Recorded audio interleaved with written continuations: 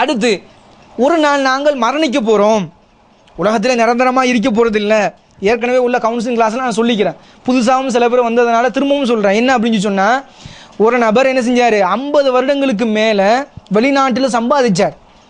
சொந்த ஊருக்கு வந்து சொந்தமாக அவர் ஊடு வாங்கி, நிலத்தை வாங்கி ஊடு வாங்கி கட்ட ஆரம்பித்து, அந்த ஊடெல்லாம் கட்டி முடித்து வீட்டுக்கு குடி போகிறதுக்கு 1 வாரம் இருக்கிறதுக்கு முன்னாடி அவர் மொத்தா போயிட்டார்.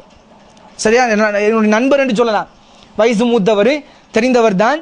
சரியா? அப்போ பார்த்தீங்கன்னு சொன்னால் அவ்வளோ வருஷம் கஷ்டப்பட்டு உட்காந்து சம்பாதிச்சு எல்லாம் பண்ணி அவர் சேகரித்து அந்த காசை கொண்டு வீடு கட்டிய அந்த வீட்டுக்குள்ளே அவர் நுழைய முடியாமல் போய்விட்டது என்று சொன்னால் இதுதான் எங்களுடைய மரணம். நாங்கள் என்னைக்காவது ஒரு நேரம் மரணிக்க போகிறோம், எங்களுடைய மரணம் உறுதியானது. ஆனால் எப்போ வரும் என்று எங்களுக்கு தெரியாது என்கிற ஆசை இருந்தது, அந்த எண்ணம் இருந்தது என்று சொன்னால் உலகத்தினுடைய ஆசையை நாங்கள் குறைத்துக்கொள்ளும். அந்த மரணத்தினுடைய எண்ணம் இல்லாத காரணத்தினால தான் எல்லா பொருள்களையும் சேர்க்க வேண்டும், எல்லா வசதிகளோடும் நாங்கள் வாழ வேண்டும், ஊடு கட்ட வேண்டும், வாசல் வாங்க வேண்டும், வாகனங்கள் வாங்க வேண்டும் என்ற எண்ணங்கள் எல்லாம் வருவதற்கு காரணம் இந்த எண்ணம் மட்டும்தான். நாங்கள் மவுத்தா போனால் அதை எவனோ ஒருத்தன் யூஸ் பண்ணுவான் அப்படிங்கிற எண்ணம் இருந்தது என்று சொன்னால் நாங்கள் இவ்வளோ விஷயத்துக்கு நாங்கள் நினைச்ச மாட்டோம், அடித்து கொண்டு போக மாட்டோம். அப்போ இதெல்லாம் பேசிக்கான ஒரு விஷயமாக இருக்கிறது. அல்லாஹ் குர்ஆனில் சொல்லி காட்டுகிறான், அலா பி திக்ரில்லாஹி தத்மைனுல் குலூப். அல்லாஹ்வை திக்ர் செய்வதன் மூலமாக மட்டும்தான் எங்களுடைய உள்ளங்கள் அமைதி பெறுகிறது என்று அல்லாஹ் சொல்கிறான். சரி, அந்த நிகழ்ச்சியினுடைய இறுதியில் ஒரு 1/2 hour நான் உங்களுக்கு டைம் தருவேன். இப்போ ஒரு 1/4 மணி நேரத்தில் முடிச்சிடுவேன். 1/2 hourல உங்களுடைய சந்தேகங்களை கேட்கலாம். சரியா? உங்களுக்கு உள்ள மன பிரச்சனைகள், வெளியே சொல்லக்கூடிய விதங்களில் ஏதேனும் பிரச்சனைகள் இருந்தாலோ அல்லது உங்களை சார்ந்த நபர்களுக்கு ஏதேனும் பிரச்சனைகள் இருந்தாலோ அதை என்ன செய்யலாம், தாராளமாக கேள்வி கேட்கலாம். இந்த நேரத்தில் குர்ஆன் ஹதீஸுக்கு உட்பட்டு உங்களுக்கு அதற்கான தீர்வுகள் சொல்லப்படும் இன்ஷா அல்லாஹ். சரியா?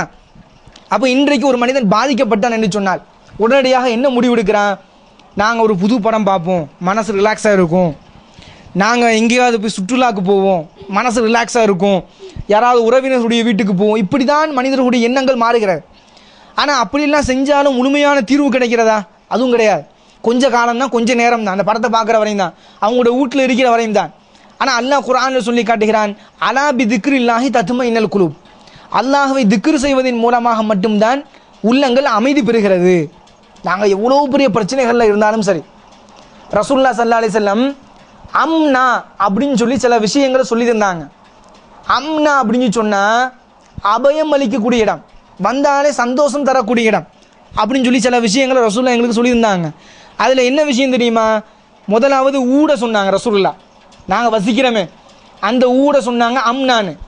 வெளியிலலாம் சுற்றிட்டு கடுமையான பிரச்சனைகளை ஃபேஸ் பண்ணிவிட்டு வீட்டுக்குள்ளே வரும்பொழுது எங்களுக்கு ஒரு நிம்மதி இருக்கும், முதலாவது விஷயம். அடுத்து பார்த்தீங்கன்னு சொன்னால் ரசூலுல்லாஹ் சொன்னாங்க பள்ளி வாசலை சொன்னாங்க. பள்ளி வாசலை பொறுத்த வரைக்கும் நாங்கள் என்னத்தான் பெரிய பிரச்சனைகளில் ஈடுபட்டு இருந்தாலும் உள்ளுக்கு போய் பள்ளி வாசலில் போய் ஒரு 2 ரக்காத்து தொழுதுட்டு அல்லாஹ்விடத்தில் உதவி தேடக்கூடிய சூழ்நிலையில் கண்டிப்பாக எப்படி இருக்கும் எங்களுக்கு ஒரு பாதுகாப்பு. இதெல்லாம் ஆண்களுக்கு தான் பொதுவாக, ஏன்னா ஆண்கள் தான் வெளியில் பிரச்சனைகளை அதிகமாக சந்திக்கிறாங்க அப்படிங்கிறதுனால. அடுத்து ரசூலுல்லாஹ் சொன்னாங்க மனைவியை சொன்னாங்க.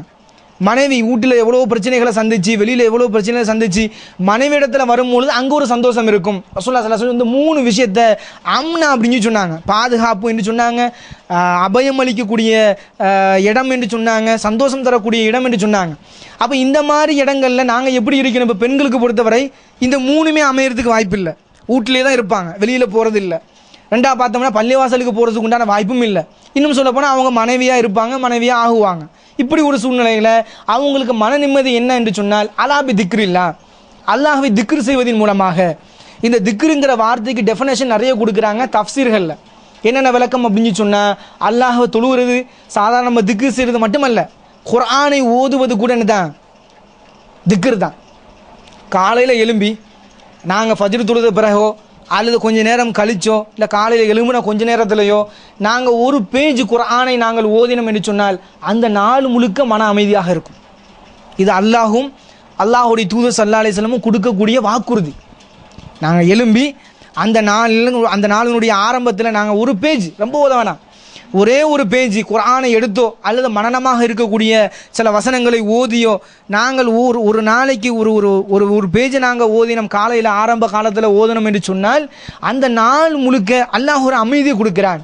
காலையில் ஃபஜ்ரு தொழுதோம் என்று சொன்னால் அந்த ஃபஜ்ரு தொழுதுல அல்லாஹ் ஒரு அமைதியை கொடுக்கிறான். இதெல்லாம் அல்லாஹும் அல்லாஹுடைய தூதர் ஸல்லல்லாஹு அலைஹி வஸல்லம் எங்களுக்கு சொல்லி தந்த விதிமுறைகள்.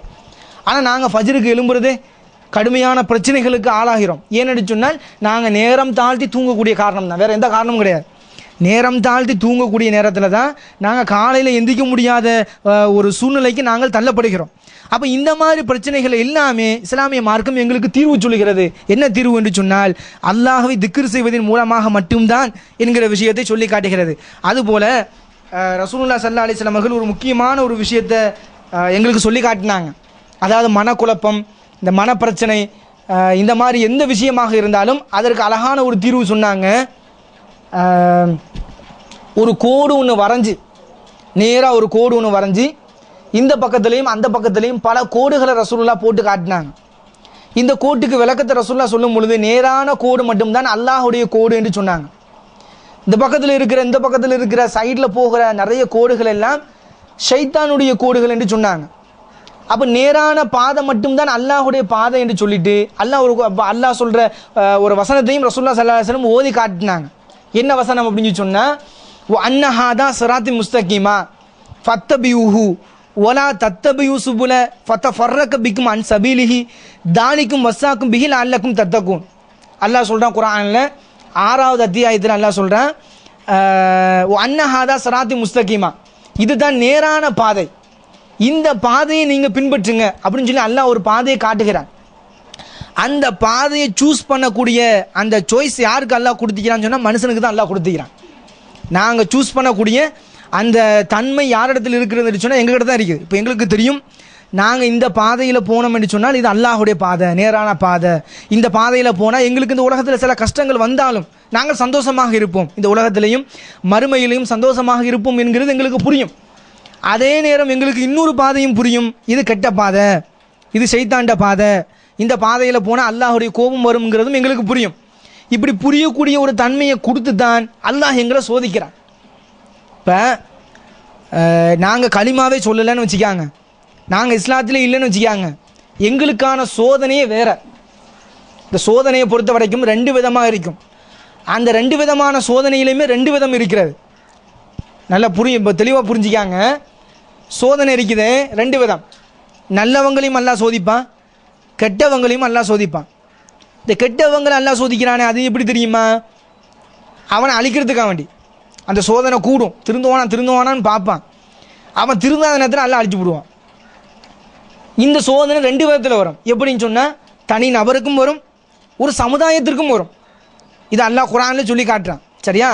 குர்ஆனில் பார்த்தீங்கன்னு சொன்னால் சில தனி நபர்களை கூட அல்லாஹ் என்ன செஞ்சுக்கிறான், சோதனை பண்ணி அல்லாஹ் அழிச்சிக்கிறான். அதே போல் பார்த்தீங்கன்னு சொன்னால் ஒரு சமுதாயத்தையும் அல்லாஹ் சோதிச்சு கூட அழிச்சிக்கிறான். இது அல்லாஹ் குர்ஆனில் சொல்லி காட்டுறான். நல்லவங்களுக்கு உள்ள சோதனை இருக்குதா இல்லையா? இது எப்போன்னு சொன்னால் நாங்கள் என்னைக்கு களிமா சொல்லி அந்த களிமாவில் உறுதியாக இருக்கிறோமோ, லா இலாஹ இல்லல்லாஹ் என்று சொல்லி அந்த களிமாவில் உறுதியாக இருந்து யாருக்கும் எதுவுக்கும் இணை வைக்காமல் அல்லாஹ் மட்டுமே வணங்கி வழிபட்டு எந்த பிரச்சனைக்கும் போகாமல் நாங்கள் அல்லாஹ் மட்டுமே போதும்ட்டு இருப்போமே, அந்த நேரத்தில் தான் எங்களை அல்லாஹ் சோதிக்க ஆரம்பிப்பான். ஏன் சோதிக்கிறான் சொல்லுங்க பார்ப்போம். அந்த நேரத்துலையும் அல்லாஹ் சோதிக்கணும். நாங்கள் தானே தெளிவான முடிவில் தானே இருக்கிறோம். எங்களுடைய ஈமான் உறுதியாக இருக்குதான்னு பார்க்குறதுக்காக வேண்டி கீழே ஒரு கோல்டு கடலில் ஏதாவது ஒன்று கிடக்குது, அது தங்கமானு தெரியறதுக்கு என்ன செய்வீங்க, உரசி பார்ப்பீங்க. அல்லாஹ் எங்களை உரசி பார்ப்பான்.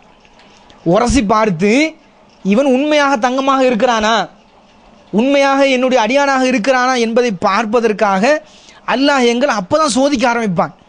அப்போ நாங்கள் நினைத்து கொள்ள வேண்டும், நாங்கள் நல்லவங்களா அல்லது கெட்டவங்களா, நாங்கள் அல்லாஹுடைய அடியாராக இருக்கிறோமா. சோதனை வரக்கூடிய நேரத்தில் நாங்கள் அதை தான் யோசனை பண்ணி பார்க்கணும்.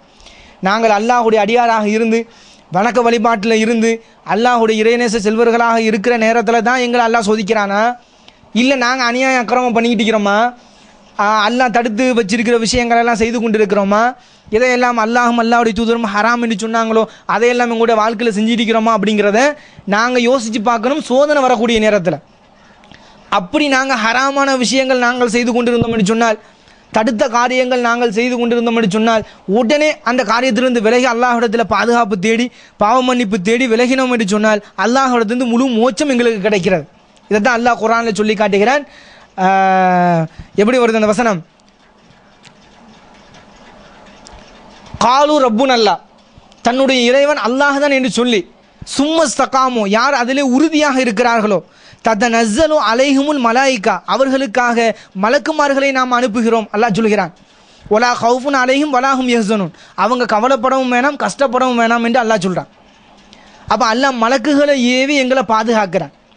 நாங்கள் அல்லாஹுடைய பாதையில் உறுதியாக இருந்து இந்த மார்க்க விஷயங்களில் உறுதியான முறையில் எங்களுடைய காரியங்களை நாங்கள் செலுத்தி மார்க்கத்தினுடைய விஷயத்திலேயே எங்களுடைய காரியங்களை நாங்கள் போய்கிட்டு இருந்தோம் அப்படின்னு சொன்னால் நாங்கள் எப்படி இருப்போம்?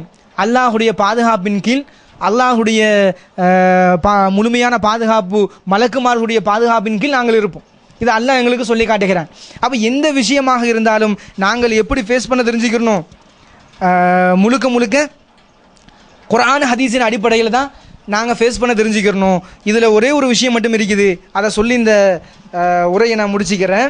அதாவது இந்த உள்ளத்தை புரியக்கூடிய தன்மையை பொறுத்த வரைக்கும் எங்களுக்கு நல்லது கெட்டதை பிரிஞ்சு அறியக்கூடிய அந்த நேரத்தில் எங்களுக்கு கடுமையான தடுமாற்றங்கள் வரும். எது நல்லது எது கெட்டது அப்படின்னு சொல்லி. ஏன் அப்படின்னு சொன்னால் எங்களுக்கு எல்லாமே அல்லாஹ் பொய்யா தான் வச்சுக்கிறான். சரியா? என்ன பொய்யா வச்சுக்கிறான்? இப்போ நாங்கள் பார்க்குறோமே, இந்த பார்வை எங்களுக்கு உண்மையான பார்வையா? பொய். ஒரு உதாரணம் சொல்லுங்கள் பார்ப்போம். பொய்ன்னு சொன்னீங்க தானே. இப்போ நாங்கள் பார்க்குற பார்வை, இப்போ 5 புலன்கள் இருக்குது, அதெல்லாம் படிச்சுக்கிறீங்க தானே. இப்போ பார்க்குறது, கேட்குறது, நுகருவது, சுவைப்பது, தொட்டு உணருவது, இந்த மாதிரி செயல்பாடுகள் எல்லாம் எதுவுமே உண்மை கிடையாது. எல்லாமே என்ன தான்? பொய். எதுவுமே உண்மை கிடையாது. சரியா? இது உண்மை இல்லைங்கிறது உதாரணங்கள் நான் பல சொல்கிறேன். இப்போ நீங்கள் பொய்ன்னு சொன்னீங்க தானே, ஒத்துக்கிட்டீங்க தானே. அந்த பொய்ங்கிறதுக்கு ஒரு உதாரணம் சொல்லுங்க பாபு.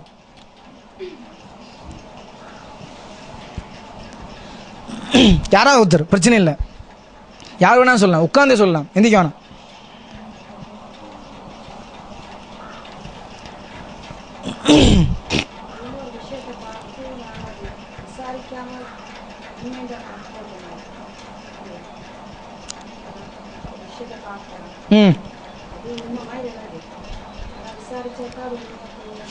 சரி, இவங்க சொல்கிறது ஒரு விதத்தில் சரி, சரியா?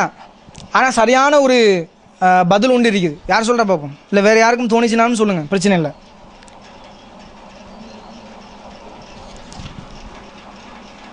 வேறு யாராவது?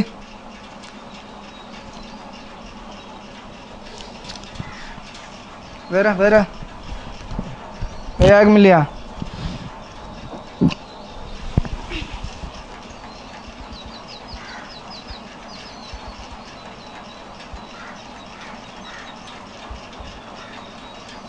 ஆ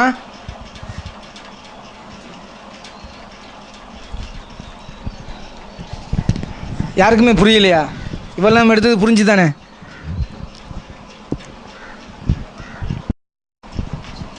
சொல்லுங்களேன் அப்படின்னா. இப்போ நான் சொல்கிறேன் பாருங்கள். இப்போ நாங்கள் கேட்குறோமே, இந்த விஷயம் எங்களுக்கு எதுவுமே உண்மை கிடையாது. எங்களோட காதில் வந்து எது உழுகிறதோ அது எல்லாம் செய்யப்பட்டது. உண்மையான விஷயங்கள் எங்களுடைய காதில் வந்து உழுகிறது குறைவு. உதாரணமாக நாங்கள் கேட்குறோம், எப்படியெல்லாம் கேட்குறோம்? ரேடியோவில் கேட்குறோம், டிவியால் கேட்குறோம், வேறு யாராவது நேரில் பேசி கேட்குறோம், ஃபோனில் பேசி கேட்குறோம். இப்படி நிறைய இருக்குது தானே நாங்கள் கேட்குற மெத்தட்ஸ். இதெல்லாம் உண்மையாகவே பேசுகிறாங்களா? ஒருத்தர் டைரெக்டாக வந்து பக்கத்தில் வந்து பேசுனா உண்மை, அவர் பொய் பேசுவார், உண்மை பேசுவார், அது ரெண்டாவது கதை. டைரெக்டாக இல்லாமல் இன்டெரக்டாக எவ்வளோ விஷயங்கள் இருக்குது. இப்போ ஒருத்தரோட வயசில் இன்னொருத்தர் பேசலாம், பொய். சரியா? அவரே பேசாமல் இன்னொருத்தர் அவரை போலவே பேசலாம், மிமிக்ரி பண்ணி இருக்கும். அதே போல தான் எல்லாமே. வாசனை, ஒரு வாசனை அடிக்கும், ஆனால் பார்த்தீங்கன்னு சொன்னால் வேறு மாதிரி இருக்கும். லெமன்ட வாசனை அடிக்கும், யாரோ லெமன் வச்சுப்பாங்க நாங்கள் நினச்சிட்டு இருப்போம். கிட்ட போய் பார்த்தா அது பவுடராக இருக்கும், பவுடருக்கு லெமன் வாசனை இருக்குது. அப்படி தானே? சுவைச்சு திங்கிறதும் அப்படி தான். பாகக்காய் கசக்கும், இதே ஒருத்தர் ஜூஸ் போட்டு சீனி போட்டு தராங்க அப்படின்னு சொன்னால் கசக்காது. கண்ணை மூடிட்டு குடித்தோம்னா இது பாகக்காய் ஜூஸ்ன்னு தெரியாது. பார்க்குறோம், அதுலேயும் பொய் தான். என்ன பொய்? இங்கேருந்து பார்க்குறோம் நிலா, நிலாட சைஸ் என்ன? இத்தினூண்டு தெரியுது. நிலா அதில் சைஸா? நிலாட சைஸ் என்ன? நட்சத்திரத்தை பார்க்குறோம், நிலாவை விட இத்தினூண்டு குட்டிக்காக இருக்குது நட்சத்திரம், அப்படி தானே? எங்கள்ட கண்ணில் பார்க்கும் பொழுது நாங்கள் பார்க்குற பார்வையில் நட்சத்திரம் இத்தினூண்டு ஒரு டொட்டு மாதிரி தான் தெரியுது. அதில் சைஸ் அப்படியா? உள்ளதுலேயே நிலாவோட பெருசு நட்சத்திரம் தான். நட்சத்திரம் வந்து நிலாவிட பல மடங்கு பெருசு, சரியா? ஆனால் அது ரொம்ப தூரத்தில் இருக்குது, அதனால் எங்களுக்கு சின்னதாக தெரியுது. இப்படி நாங்கள் பார்க்குற பார்வை முதற்கொண்டு, தொடுற உணர்வு முதற்கொண்டு, சுவாசிக்கிற விஷயத்தில் இருந்து சாப்பிட்டு பார்க்குற விஷயங்கள் எல்லாமே உலகத்தில் பொய்யான விஷயம். இந்த பொய்யான விஷயம் கலக்கப்பட்டதுனால தான் அல்லாஹ் எக்ஸ்ட்ரா ஒரு அறிவை கொடுத்து எங்களுக்கு தேர்ந்தெடுக்கிற ஒரு புத்தியை கொடுத்துக்கிறான். இந்த 5 அறிவு உயிரினங்களுக்கும் எங்களுக்கு 6 அறிவு இருக்குது நாங்கள் சொல்கிறோமே, இதில் டிஃப்ரெண்டே தான். மற்றதெல்லாம் இப்போ ஆடு மாடெல்லாம் பார்த்ததா விளங்கும். நாங்கள் அப்படி விளங்கி கொள்ள மாட்டோம். ஏன்னு சொன்னால் 6வது ஒரு அறிவு இருக்குது அப்படின்னு சொல்லி நாங்கள் சொல்கிறோம். இந்த அறிவை கொண்டு தான் இப்போ இந்த நிலாவை விட நட்சத்திரம் பெருசு, ஆனால் தூரத்தில் இருக்கிறனா தான் சின்னதாக இருக்குது நாங்கள் புரிஞ்சுக்கிட்டோமே. இந்த அறிவை வைத்து தான் நாங்கள் புரிந்து கொண்டோம். இந்த அறிவை வைத்து தான் மார்க்கத்தை எல்லாம் புரிய சொல்கிறேன். இந்த அறிவை வச்சு நாங்கள் மார்க்கத்தை புரிந்து கொண்டோம் என்று சொன்னால் அதில் குழப்பம் ஏற்படாது, அதில் மேலே சொன்ன அத்தனை விஷயங்களும் ஏற்படாது. எதிர்பார்ப்புகள் இருக்காது, உலக ஆசைகள் இருக்காது, பயம் இருக்காது, இது அத்தனையுமே இருக்காது. இந்த அறிவை வச்சு நாங்கள் யோசனை பண்ணி பார்த்தோம் என்று சொன்னால் எங்களுக்கு கொடுத்துக்கிற இந்த அறிவு தான் எந்த உயிரினங்களுக்கும் கொடுக்காத ஒரு அறிவாக அல்லாஹ் எங்களுக்கு செப்பரேட்டாக தனியாக கொடுத்துக்கிறான். இந்த விஷயத்தை மட்டும்தான். இதுதான் அல்லாஹ் குர்ஆனில் பல இடங்களில் சொல்லி காட்டுகிறான். நேரம் போதாது, நான் ஒரே ஒரு வசனத்தை சொல்லி காட்டுறேன். குல்லை யுசீபனா இல்லாமா கத்தபல்லாஹுலனா, அல்லாஹ் குர்ஆனில் சொல்லி காட்டுறான். எந்த ஒரு விஷயமாக இருந்தாலும், நான் உங்கள்கிட்ட பேசிட்டு இருக்கிறேனா இல்லையா, இந்த பேச்சு வரையும் அல்லாஹுடைய அந்த லவ்ஹுல் மஹ்ஃபூல் என்று சொல்லக்கூடிய பாதுகாக்கப்பட்ட ஏட்டில் பதியப்பட்டிருக்கிறது. நான் பேசுகிற இந்த வார்த்தை முதற்கொண்டு எல்லா வார்த்தைகளும் எல்லா விஷயங்களும், நான் இப்போ கையை அசைக்கிறேனே இந்த விஷயங்கள் வர, ஒரு மரத்தினுடைய இலை ஒரு இலை உதிர்ந்து கீழே விழுவதாக இருந்தால் கூட அல்லாஹுடைய நாட்டம் இல்லைன்னா கீழே உழாது. அப்போ இப்படி பார்த்தீங்க அப்படின்னு சொன்னால் எல்லாமே அல்லாஹுடைய நாட்டத்தின் கீழ் தான் நடக்கிற பொழுது எல்லாமே அல்லாஹுடைய நாட்டத்தை தான், எல்லாமே அல்லாஹ் வச்சது தான் விதிமுறை அப்படின்னு சொல்லி நாங்கள் மனசில் பதிய வச்சிட்டோம்னு சொன்னால் எங்களுடைய இழப்புகள் எல்லாம் எங்களுக்கு பெருசாக தெரியாது. அந்த இழப்புகள் எல்லாம் பாருங்கள் வரிசையா எல்லாம் உலக நடைமுறையாக தான் இருக்கும். அப்போ அந்த உலக நடைமுறை எங்களுக்கு பெருசாக விளங்காது. உலகத்தினுடைய ஆசைகள் எல்லாம் நாங்கள் பெரிய விஷயமா எடுத்துக்க மாட்டோம். எங்களுக்கு இழப்புகள் எதுவும் பெருசாக தெரியாது. விளங்கிச்சா? இதுதான் விஷயம். இதுதான் ஈமான் சம்பந்தப்பட்ட விஷயம், சரியா? இந்த ஈமான் சம்பந்தப்பட்ட விஷயம் தான் நான் இவ்வளோ நேரம் உங்கள்கிட்ட பேசினது. இந்த ஈமான் சம்பந்தப்பட்ட விஷயம் தான் அல்லாஹ் மேலே தவக்குல் வைக்கிறதும்